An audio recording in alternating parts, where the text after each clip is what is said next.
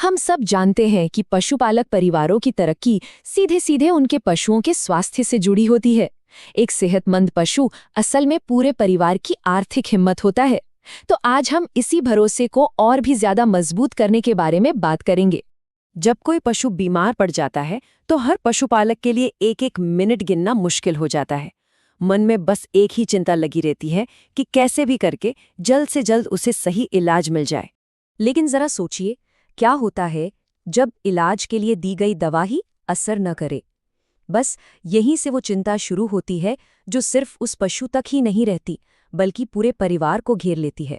ये शब्द सिर्फ एक इंसान के नहीं है, ये उन हजारों पशुपालकों के दिल की आवाज है जो अपना पैसा, अपना समय और अपनी सारी उम्मीदें लगाने के बाद भी अपने पशु को तकलीफ में देखते रह जाते हैं।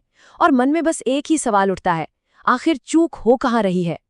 देखिए, इसका सीधा असर घर की माली हालत पर पड़ता है। सबसे पहले दूध या मांस जैसे उत्पादन में कमी आ जाती है। उसके ऊपर से इलाज का खर्च लगातार बढ़ता जाता है। कई बार तो कर्ज लेने की नौबत आ जाती है। और सबसे बुरा तो तब होता है जब इतनी कोशिशों के बाद भी पशु की जान चली जाए। ये एक बहुत बड़ा आर्थिक झटका होता है और धीरे धीरे इलाज और पूरी व्यवस्था पर से भरोसा ही उठने लगता है। और हाँ, ये मत सोचिए कि ये परेशानी सिर्फ एक खेत या एक गांव की है। नहीं, ये एक बहुत बड़ी समस्या है जिसके तार पूरी सप्लाई चेन से जुड़े हुए हैं। इस बात को और गहराई से समझने के लिए चलिए एक असल उदाहरण देखते हैं। 14 नवंबर 2024 को आगरा में अधिकारियों ने पशुओं के लिए बनी अनधिकृत दवाओं के खिलाफ एक कार्रवाई की।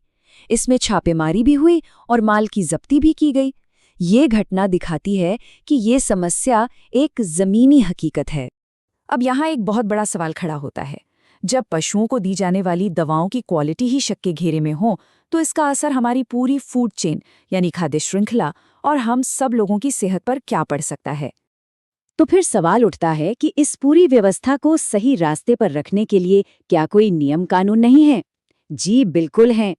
चलिए अब संक्षिप्त में उस कानूनी ढांचे को समझते हैं जो पशु चिकित्सा दवाओं को नियंत्रित करता है।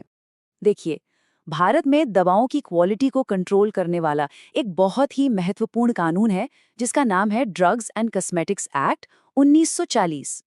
और सबसे जरूरी बात यह है कि ये कानून सिर्फ इंसानों की ही नहीं बल्कि पशुओं की दवाओं पर भी उतनी ही सख्ती से लागू होता है। इसका मकसद एक ही है, ये पक्का करना कि हर दवा सुरक्षित हो, असरदार हो और जो तय मानक हैं उन पर खरी उतरे।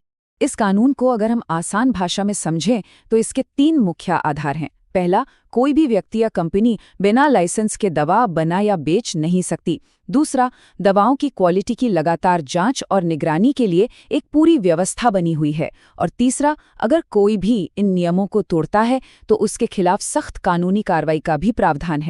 और ऐसा नहीं है कि ये नियम सिर्फ कागजों पर ही हैं। इसका एक और उदाहरण देखिए।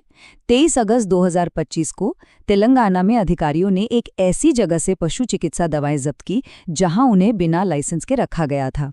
ये दिखाता है कि प्रशासन इन नियमों को लागू करवाने के लिए लगातार काम कर रहा है। तो कानून अपनी जगह है और वो काम भी कर रहा है, पर सवाल ये है कि जमीनी स्तर पर फील्ड में इस भरोसे को और ज्यादा मजबूत कैसे किया जाए। यहीं पर टेक्नोलॉजी एक नया और बहुत ही कारगर रास्ता दिखाती है। जरा सोच कर देखें, कैसा हो अगर किसी दवा की क्वालिटी की शुरुआती जांच के लिए लैब के नतीजों का लंबा इंतजार न करना पड़े। जी हाँ, अब यह बिल्कुल संभव है। यह जांच सीधे फील्ड में उसी समय मौके पर ही की जा सकती है। तो ये हैंड हेल्ड तकनीक काम कैसे करती है? बहुत ही सीधे और सरल तरीके से। पहला कदम है जांच। अधिकारी डिवाइस से दवा के सैंपल को मौके पर ही स्कैन करते हैं। दूसरा कदम है विश्लेषण। डिवाइस कुछ ही पलों में दवा का विश्लेषण करके एक शुरुआती संकेत दे देता है।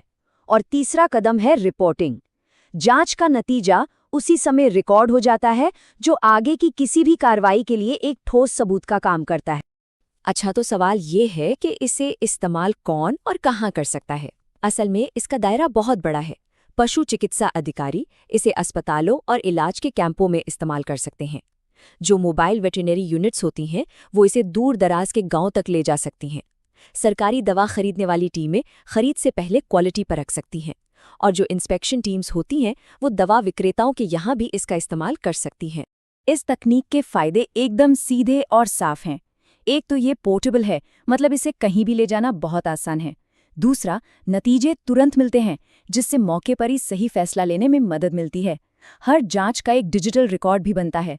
और इन सब चीज़ों से होता ये है कि पूरी सप्लाई चेन में पहले से कहीं ज़्यादा पारदर्शिता आती है। तो कुल मिला के बात यह है कि सही जानकारी और सही समय पर की गई जांच, यही दोनों चीजें पशु स्वास्थ्य की सुरक्षा का सबसे बड़ा आधार हैं। और ये तकनीक इसी भरोसे की नींव को मजबूत करने की दिशा में एक बहुत बड़ा कदम है। और आखिर में कुछ बहुत जरूरी बातें जो हम सबकी, खासकर हर पशुपालक की जिम्मेदारी हैं। हमेशा अपनी दवाएं एक लाइसेंसी दुकान या स्रोत से ही खरीदें। हर बार खरीद का पक्का बिल लेना कभी ना भूलें। इलाज के लिए हमेशा एक रजिस्टर्ड पशु डॉक्टर की ही सलाह पर चलें।